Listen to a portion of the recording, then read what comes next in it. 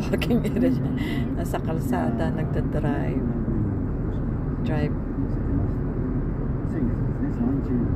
Dahil pupunta ng doktor, check up. Kaya ayan guys.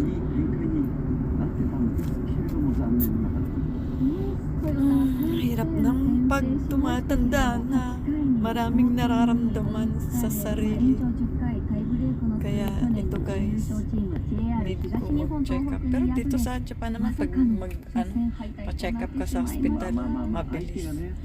Pag sinabi ganitong oras, mag-intay ka lang ng 30 minutes or ganun kung hinahangan natin itong radyo natin. Kaya, yun, yung buhok ko. Danda-danda ko naman dito sa filter na to.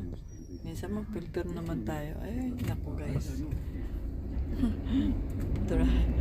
Natatawa ko sarili ko.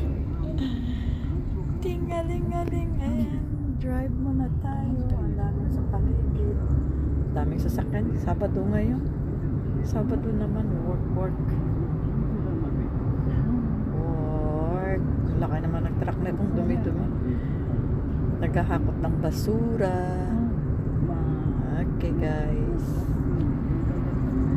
guys, salamat.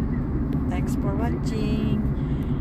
Yan lang update ko ngayon muna dahil walang pasok. Ako pumunta pa-check up muna tayo. Okay guys, salamat. Please like and share.